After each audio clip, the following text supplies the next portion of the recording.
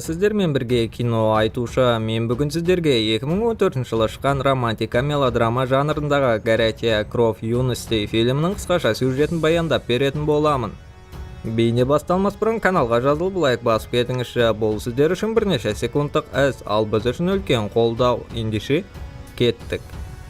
Фильмнің басы сымбатты жігіт Гелді таныстырумен бастап алады. Өзінің ақмақ достарының қасында. Гел өз арасында плейбой ретінде танымал, өйткені сымбатты жігіт үнемі қыздардың назарында. Бұл жолы қызық көргісі келген жігіт қызықсыз қызды сындырып көрмек. Достарының ол сені ойыншық қылғысы келіп жүр деген ескертуіне қарамастан байғұс қыз жігіт шақырған кездесуге келеді. Жігіттің қыз еліктірудегі қабілетінің арқасында жігітке ғашық болып қалып, тіпті онымен ары қарай фильм көруге барады. Онда өзінің көзірін алып шыққан жігіт қызды сүйіп алады.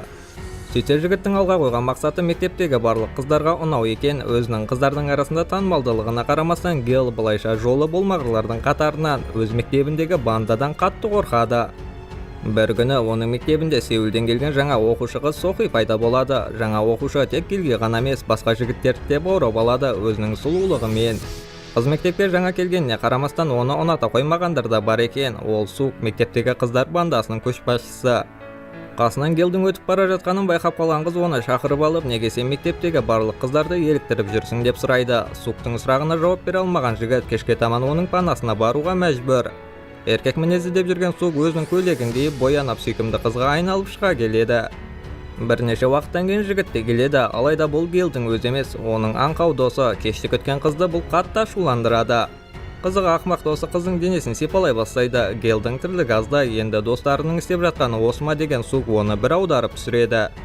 Келесі күні екі банда арасында төбелес өтеді. Бандалардың көшбасшылары арасындағы жекпе-жек нәтижесінде өзге мектептегі банданың басшысы Гванг жеңімпаз болып шығады. Төбелестен кенеттен Сукты іздеп жүрген Гел пайда болады. Гел қызға бізден жұп шықпайды деп түсіндіріп көруге тырысуда. Олардың әңгімесі ұзаққа созылмайды, өйткені жігітті Гванг шақырып алады. Жігіттен Суктың қасында не істеп жүрсің деп оны ұрады. Арада бірнеше күн өтеді. Гел Сохиді қаратып алу операциясын бастап та кетті. Қызды кездесуге шақырады. Қызығы Сохи бас тартады. Берілгісі келмеген жігіт тағы да өзінің бағын сынайды, бірақ қыздан ешқандай жауап жоқ. Сук те құр отырмай Гелге ұнауға тырысып жүр. Жігіттің достарының қасына барып оның нені ұнататынын сұрайды. Кейінірек Гелге жігіттің өзі қалап жүрген кроссовканы сатып алып береді. Сыйлықталған Гел Сукке барып, сенің бұл істегенің маған ұнамайды дейді. Қызығы аяқ киімді қайта беруден бас тартады. Келесі күні Гелдің Суктан аяқ киім алғанын біліп қойған Гванг келіп, Суктың сыйлығы маған бер деп оны мәжбүрлейді. Күн өткен сайын Гел Сохидің назарын аудару үшін іс-әрекеттерін үдете бастайды. Тіпті оған арнап сыйлықтар береді. Бір күні олардың мектебінде далаға аттанады, ауыл шаруашылығы сабағын өту үшін. Қалада өскен, мұндай орында жұмыс жасап көрмеген Сохиді сүлік тістеп алады. Бұны көрген Гел жүгіріп келіп қызға қамқорлық жасап, жанында шарқ ұрып жүр. Тіпті шамадан тыс көп десек те болады. Кешке таман қызды үйіне дейін шығарып салады. Өзінің мотоцикліндегі жарықты қыздың жолына жағып. Ақыры осы кезде қыз онымен түскі ас кездесулерінде өздерін бақытты сезінуде. Олардың бірге жүргенін көріп қойған Сук өз-өзін ұстай алмай жылап жібереді. Кешке олар тағы кездесейін деп шешкенде, жігіт өз-өзін біртүрлі ұстап қыздың денесін ұстамақшы. Бірақ басқа қыздарға қарағанда Сохи жігіттің бұл тірлігіне ашуланып, оны тастап кетіп қалады. Осыдан кейін екеуі бір-бірімен сөйлеспей қояды. Сабақта отырғанда Сук Сохидің заттарының арасынан темекіні байқап қалады. Қыздың қасына келген Сук оны мазақ қылудың орнына өзіңнің денсаулығың үшін темекіні шегуші болма деген кеңес береді. Сохи болса оны оңашада сөйлесуге шақырады. Әжетханада менің темекі шегетімді ұмыт деп оған қарай шабады. Осылай екеуі арпалыса кетеді. Бірнеше минуттан кейін мұнда Гел бастаған оқушылар келіп оларды ажыратуға тырысуда. Гелді көрген Сохи кенеттен өзін кінәсіз бейкүнә жан ретінде ұстай қалады. Мектеп директоры қыздардың ата-анасын шақырады. Әрқайсысы өз қызын қорғап дауласа жөнеледі. Өтіріктерден әбден шаршаған Сук айқайлап мектептен кетіп қалады. Кешке таман үйіне барғысы келмеген Сук Гелдің үйіне қонбақ. Қыз ұйықтап қалған кезде Гел оған қамқорлық көрсете бастайды. Қыз оянып кетіп олар сүйіспекші. Бұны жігіттің үй жағына келген Сохи көріп қалып, оны одан бетер жек көріп кетеді. Бұл аздай бұл туралы Сукты ұнатып жүрген Гванг та біліп қойыпты. Келесі күні Гванг пен оның бандасы Гелді іздеп мектепке келеді. Мектепте жігіттің жағына ешкім шықпайды. Тіпті ең жақын достарының өзі Гелді тастап қашып кетеді. Жігітті ұра бастағанда оған көмекке Сук келеді. Гелге кете бер, өзім шешетін боламын дейді. Осылай екеуі бірге қайтып бара жатқанда өздерінің өткен шақтарын ойлай бастайды. Сөйтсе олар балалық шақтан бері достасады екен.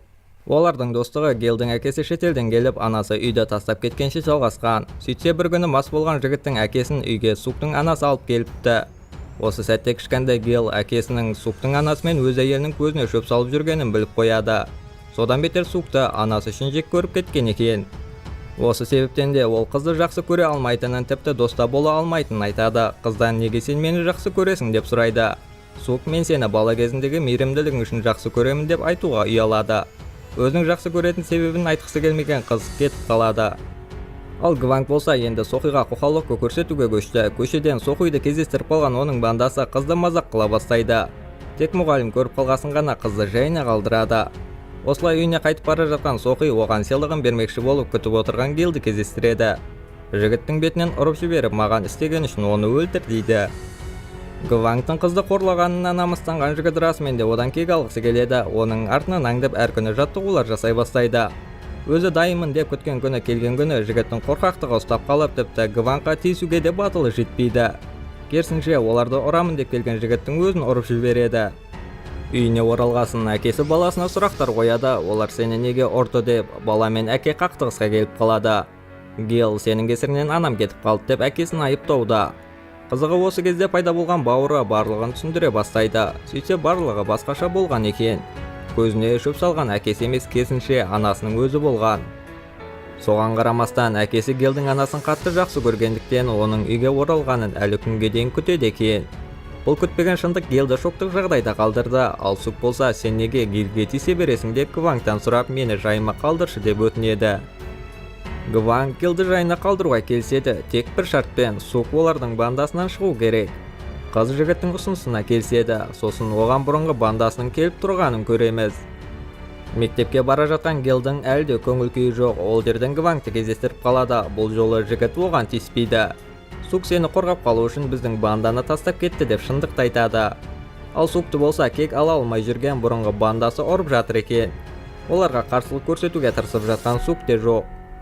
Шындықты білгеннен кейін жүрегінде батылдығы оянып кеткен Гел Гвангты секіріп тебеді. Төбелесе бастайды, екеуі бірге суға құлап кеткенше. Есіне келгесін Суктың үйіне қарай бағыт алады. Өкініштісі Сук Сеулге қарай кетіп қалыпты. Өзін шынайы жақсы көріп жүрген қызға қарамай жүргенін енді түсінген Геланың жүрегі қайғыдан қан жылауда. Фильмнің соңында Гел мектепті аяқтайды. Сол күні Сохиден түскі асқа шақырып алады. Қыз күтіп отыр, бірақ жігіт онда бармай тек тамаққа тапсырыс береді. Ал Сук болса Сеулде фабрикада жұмыс істеп жатыр екен. Ол жерге үйлену костюммен, қолында гүлмен барған Гел қызға маған тұрмысқа шықшы деп ұсыныс жасайды. Қыз келісіп, олар ақыры дегенде табысады. Осылай фильмде аяқталады. Сіз Гелдің кімге қосылғанын қаладыңыз, Сохиге ме әлде Сукке ме? Өз ойларыңызды пікірге жазып кетіңіздер. Егер осындай видеоларды жиі көргіңіз келсе, каналға жазылып лайк басуды ұмытпаңыз. Қоңыраушаны қосып қойыңыз. Сіздермен бірге болған кино айтушы